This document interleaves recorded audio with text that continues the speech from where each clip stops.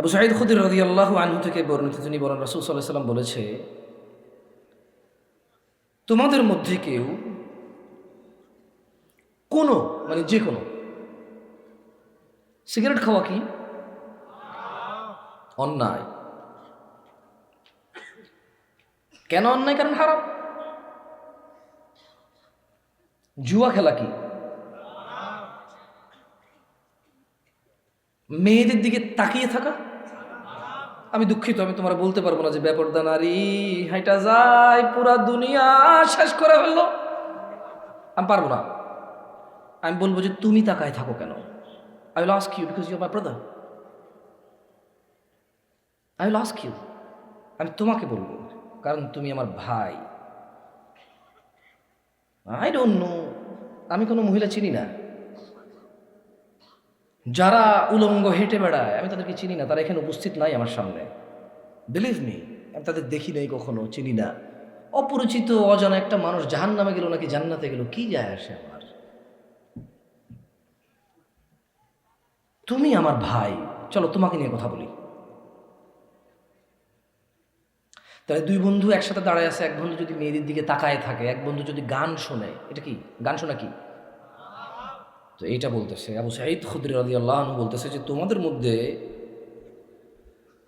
যখন কেউ কোনো অন্যায় দেখে বা দেখলো,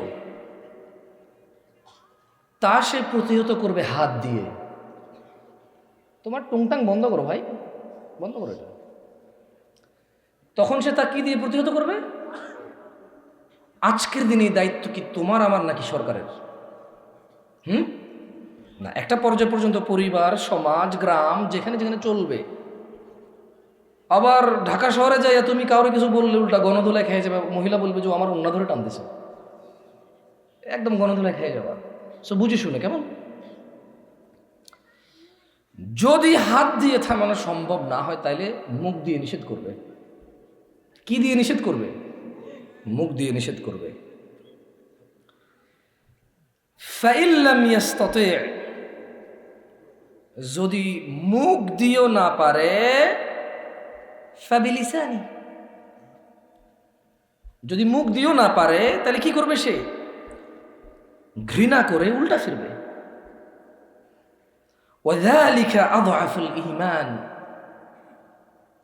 তাহলে এই থামো, হাত দিয়ে ধরে ফেললাম, সম্ভব না, ক্ষমতা নাই, এইটা আমার পক্ষে হয়ে উঠছে না। তাহলে বলা এটা ঠিক হচ্ছে না, আপনি অন্যায় করতেছেন, আমরা থাকতে এটা হবে না। এই ভাই কিছু বলো না কেন ওনাকে, উনি যে অন্যায় করতেছে, হচ্ছে না। তাহলে কি ঘৃণা করে উল্টা ফিরবে। এই ঘৃণা করে উল্টা ফেরাটাও ঈমান। কিন্তু ক্ষমতা নেই, তারপরও বাড়তি কথা বলে নিজে বিপদে পড়ে আর 10 জনকে বিপদে ফালানো কিন্তু গুনাহ।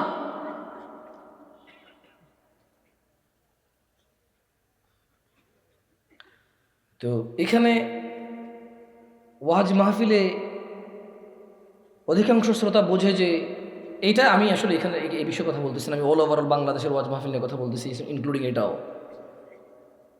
শ্রোতা পছন্দ মতো লোকজন আছে, কাউকে দেখার ইচ্ছা, কাউকে দেখার শখ, কাউকে তার পছন্দ, তার জীবনের কোনো কিছু একটা পাল্টে গেছে, মুখের কথা শুনে আর কারো কথা তার ভালো লাগে না।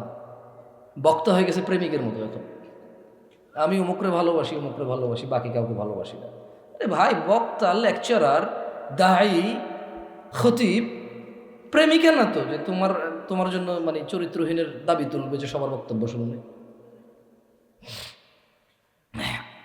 আবুল আব্বাস সাহেল ইবনে সাঈদ আস-সাঈদী রাদিয়াল্লাহু আনহু থেকে বর্ণিত, তিনি রাদিয়াল্লাহু আনহু বলেন রাসূল সাল্লাল্লাহু আলাইহি ওয়াসাল্লাম বলেছেন, এক ব্যক্তি নবী সাল্লাল্লাহু আলাইহি ওয়াসাল্লামকে, নবী সাল্লাল্লাহু আলাইহি ওয়াসাল্লামের কাছে উপস্থিত হয়ে বলল, হে আল্লাহর রাসূল, আমাকে এমন কাজ বলুন যা করলে আল্লাহ আমাকে ভালোবাসবে, মানুষও আমাকে ভালোবাসবে। বলেন তো সে কি জানতে চাইছে?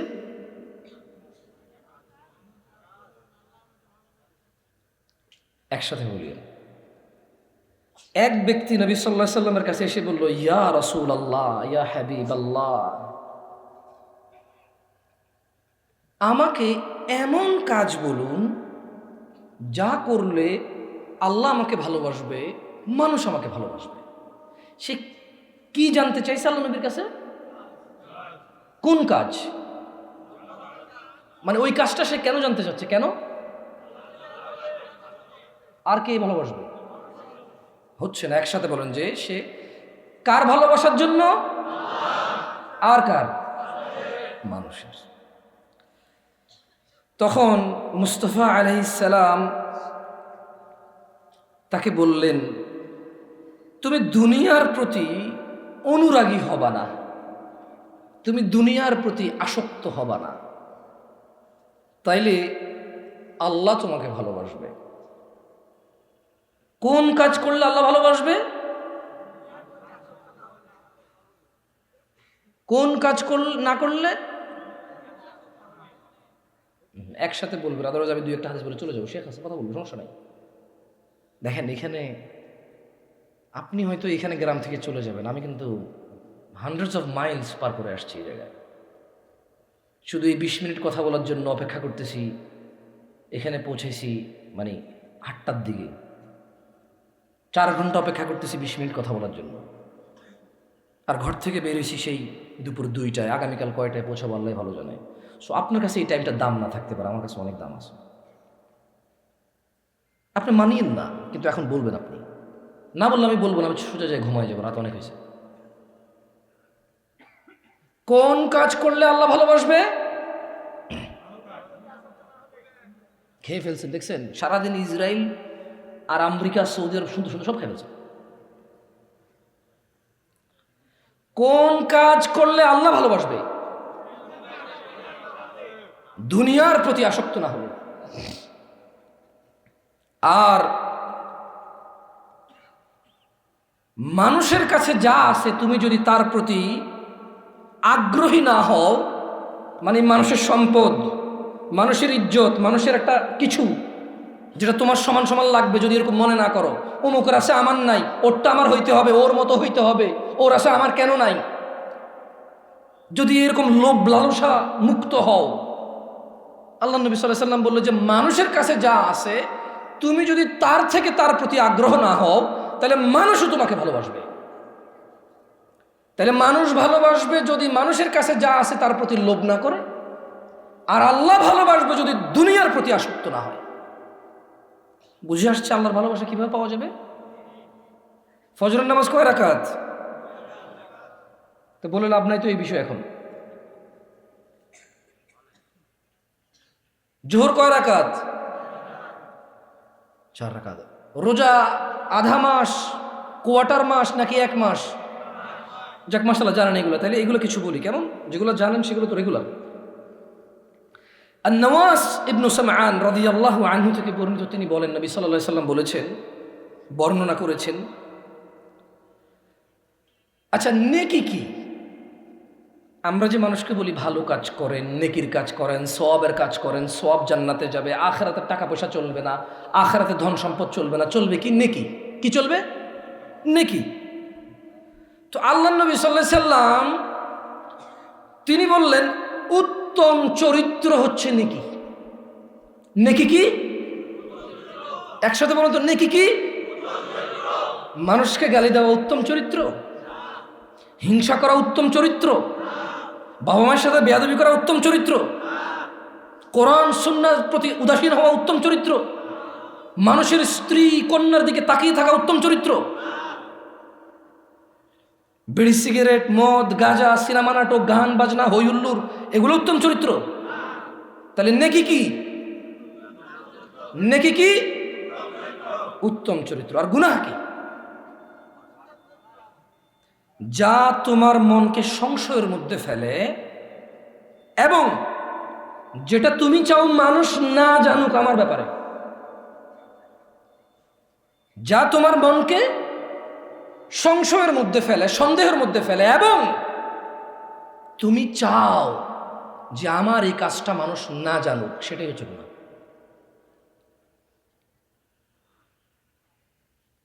ছোট্ট একটা 12 বছরের মেয়ের বাবা সিনেমায় একটা 12 বছরের মেয়েকে উলঙ্গ নাচতে দেখে খুশি পায়, তৃপ্তি পায়।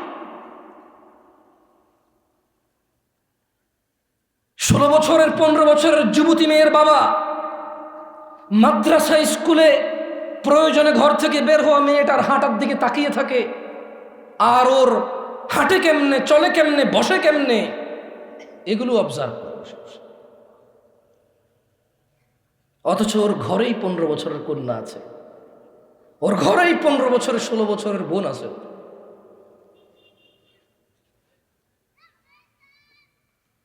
তাহলে গুনাহ হচ্ছে তুমি যা মানুষ জানুক অপছন্দ করো তোমার ব্যাপারে, এবং সংশয় যা তোমার মধ্যে আছে। আর নেকি হচ্ছে উত্তম চরিত্র। আবু মালিক আল হারিস ইবনে আশিম আল আশআরি রাদিয়াল্লাহু আনহু থেকে বর্ণিত, তিনি বলেন নবী সাল্লাল্লাহু আলাইহি সাল্লাম বলেছেন,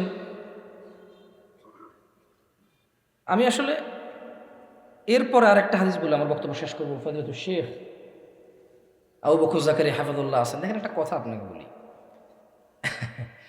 ধরেন এখানে রুই মাছ 1 কেজি ওজনের একটা আছে, একটা কাতলা মাছ আছে 1 কেজি ওজনের, একটা ইলিশ মাছ আছে 1 কেজি ওজনের। আপনাকে যদি বলে 3টা থেকে কোনটা নিব, আপনি কোনটা নেবেন?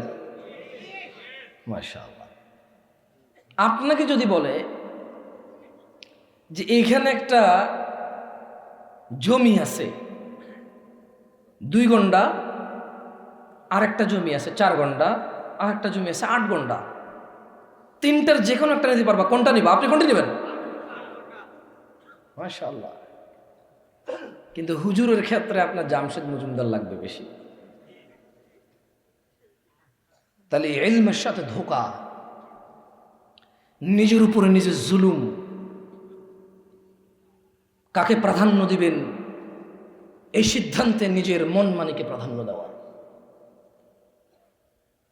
বক্তা প্রাধান্য পাওয়া উচিত নাকি আলেম প্রাধান্য পাওয়া উচিত?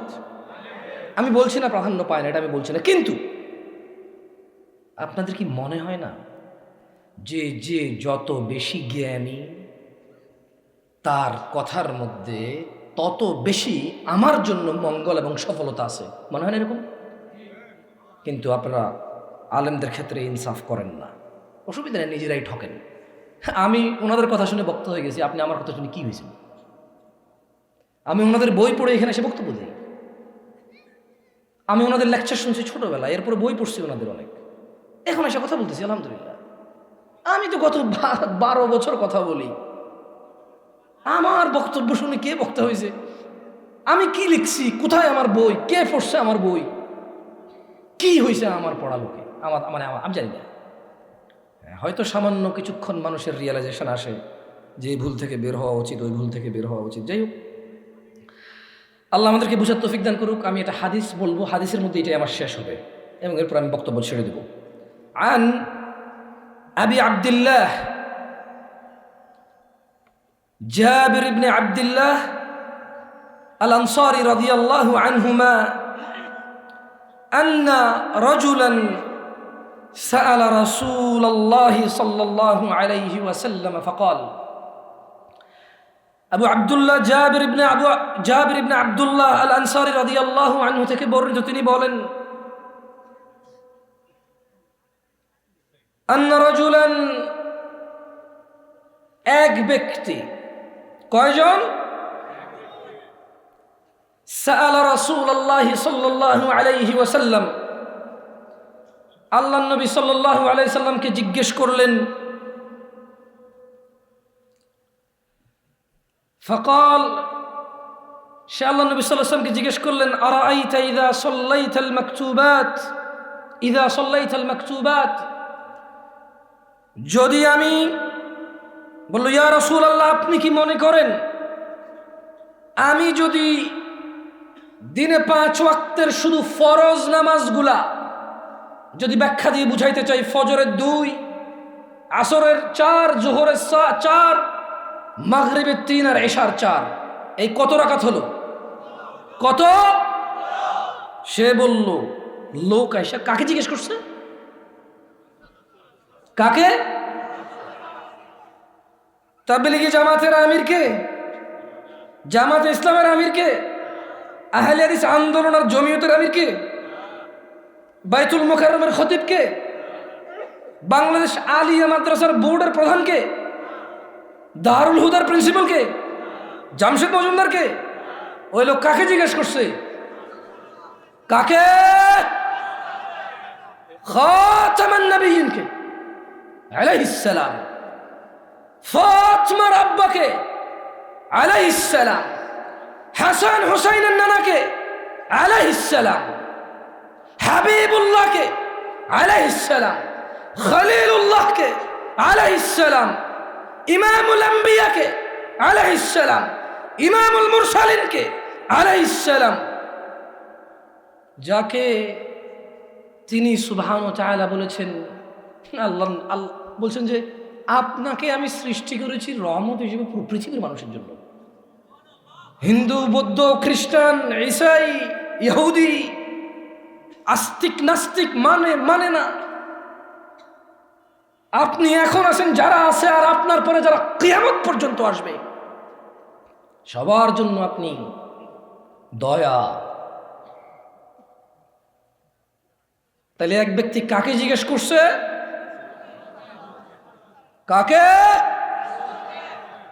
বলল যে ইয়া রাসূলুল্লাহ, আপনি কি মনে করেন আমি যদি দিনে ফরজ সমূহ মানে ফরজ 5 ওয়াক্ত নামাজ পড়ি এবং বছর ঘুরে রোজার মাস আসবে, রমজান মাস আসবে, ওই মাসে যদি আমি সিয়াম পালন করি এবং যদি আমি হালালকে হালাল বলে, হালালকে হালাল বলে, হারামকে হারাম বলে ঘোষণা করি, এর বেশি কিছু না করি, ওয়ালা নাজিদ আলা যালিকা শাইআ, এর বেশি যদি কিছু আমি না করি, আপনি কি মনে করেন তাইলে আমি জান্নাতে প্রবেশ করব ইয়া রাসূলুল্লাহ?